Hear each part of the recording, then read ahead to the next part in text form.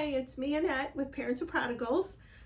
Today we're going to have kind of an interesting topic. It wasn't something I planned on talking about, but it's a current event and it does apply to us as parents, and that is the sons of a king and a soccer player and a Spice Girl. I'm sure you know who those young men are, and they're both prodigals, just like my sons and your sons or daughters. They're prodigals just like they are. So we're going to talk a little bit about that because this is a very public thing that is going on. It's playing out in the media, playing out in the public. The one with the English king has been playing out for several years. His prodigal even wrote a book, sadly, about the family.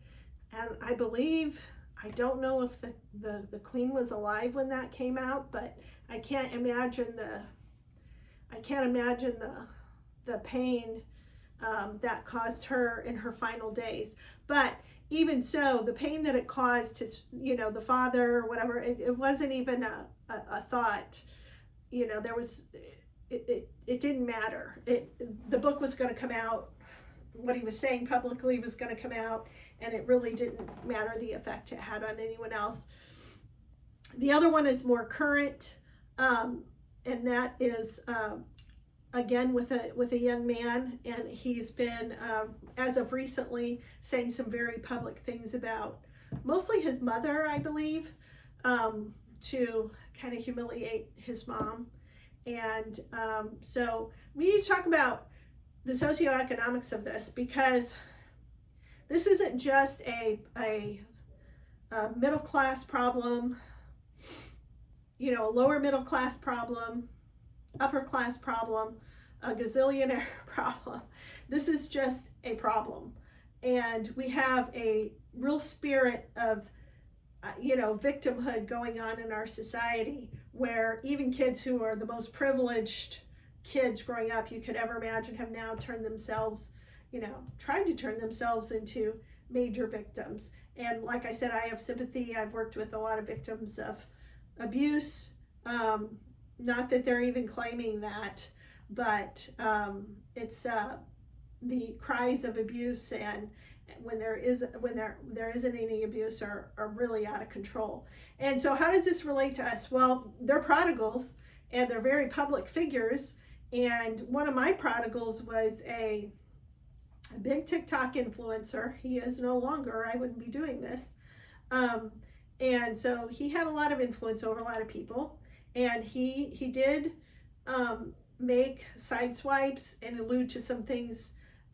Didn't say mom. I think I'm a Mexican mom, so maybe there's still a little bit of fear of him doing, actually mentioning me by name, which that's fine. But I did get sent clips by his friends, former friends who are still going to church, family members, people from church. Their parents would send me clips saying, oh, look what, this just didn't happen. Kids who had been in my home. He also blamed me for things that his father did that I had nothing to do with, and he knew it. I never abandoned my kids or anything like that. That just didn't happen. And so these I'm really reluctant when things are made public like this to believe what the prodigal is saying, because mine wasn't honest. And he really played the victim and used to cry on his videos a lot. And of course, the women were very sympathetic, and I had people send me messages, is he okay? He seems, he had been fake crying since he was about 5 or 6 years old. We used to laugh because he used to prank people. He actually wanted to be an actor. So don't believe what you see on social media at all. Don't believe it at all.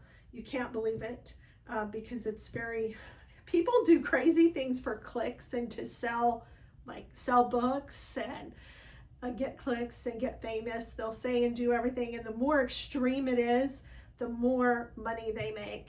And so, what I want to talk about with these two and the prodigal son and how it relates to the Bible. The prodigal son in the Bible asked for his inheritance early, and then he went out and he spent all of his inheritance, and he ended up I think, eating with pigs in a pigsty in the mud, and had no clothes and had no food and had no home. And so he went home to his dad.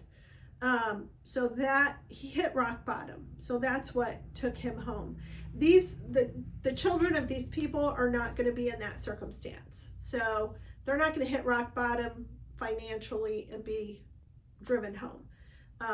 My sons are not going to hit rock bottom financially and come to me because of that. Now, it might be something else. It might be a death of someone they love. It might be, an illness or some other tragedy that brings them to the realization that they really need to make things right. They need to repent. It might be something else. It might be something else for your children. Or it might be something like the prodigal son.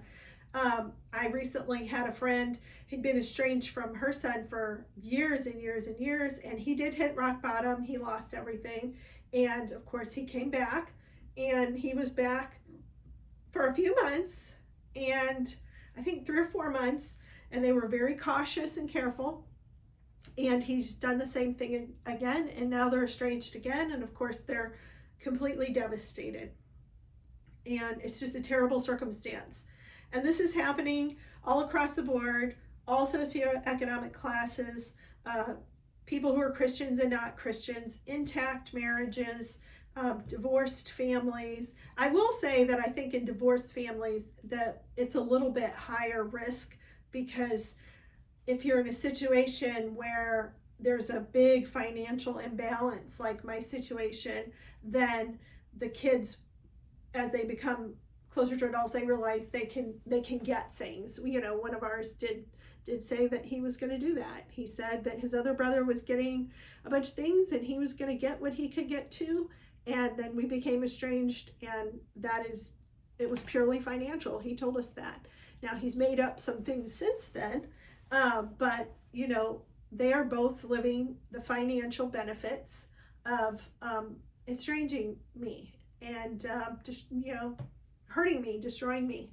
They're both financially benefiting greatly from that. These boys are going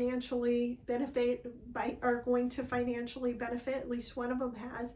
The problem is they didn't have to do that. They're from very wealthy families. So you have to ask, what is the real rub? Well, there's got to be a real rub anyway, and that seems to be with a lot of adult kids, is they just want to be a victim. Even the ones who have it really good, they just want to be a victim. It's this professional victim mentality, and they can't take no for an answer. Everybody's toxic. They're offended at everything. We live in a generation where everybody's offended about everything. It's crazy. And it's the culture. It's really the American culture, because this is not going on in Mexico, Latin American countries. You would not be even thinking you're going to tell your Mexican mom or dad or grandma that you're offended that they made a joke, or you're offended that they said no to you, or they put you in your place. That would not even happen in those other cultures. Same for the Asian cultures. That would not happen.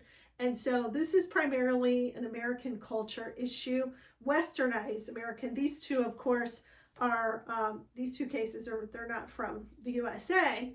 However, they are westernized, and this is seems to be Western culture. And where did both of these young men end up? The USA, where estrangement is big money now. It's big money. So I want you to just think about your situation and where it falls in this, now that we're seeing this play out publicly with so many people, and know that you're not unique in that it's because of your finances. It's because of your divorce. One of these is divorce. The other one, the marriage is intact. So, is it that? Is it because of your faith? I know this has happened to Christians and non-Christians. Is it because, I want you to think about your specific situation and realize that it might be unique in some ways, but this is a problem all across the board with westernized, in particular white culture. And I know people aren't going to like that, but sorry, it's just not happening in the Mexican culture as much as it is. It's just not happening in the Asian cultures. I'm just not seeing it. I'm not seeing it in the parent groups. I'm not seeing it among my friends. I'm not seeing that in my churches. So this is a thing that seems to be happening a lot in the white American culture. And I have a friend she's from Argentina, and she couldn't believe it when she came here. I worked with her, and she couldn't believe the number of American people putting their parents in nursing homes, because it just doesn't happen like in other countries very much. I mean, it's just very rare. Her husband or her son, who's with her, he's legally blind, but he worked. He could still work and everything. And she had it put in her will that if he ever put her in a home, like the American people put their parents in a home, that he would be disinherited, that her money would go somewhere else if he ever puts her in a home. So that's pretty extreme, but it is happening a lot, where other cultures are recognizing there's something a little different going on here.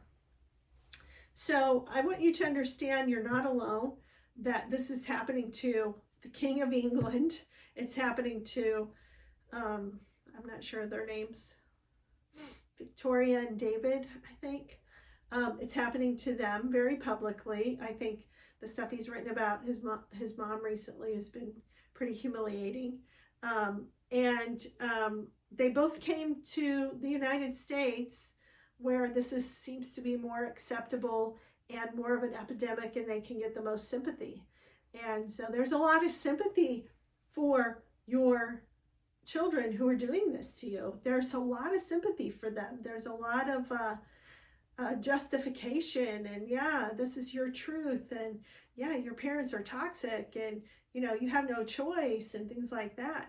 And there's just a lot of that out there, and there's not a whole lot of sympathy for the parents, and that's where we have to be there for each other. We have to kind of work through this. So thank you for joining today. Like I said, this was a little bit different thing, because this has just come up this last week, and it's really made me think about the dynamics of this, and how the provision, whether you're wealthy, you're poor, you're middle class, it's not really mattering with it's really not, it doesn't matter.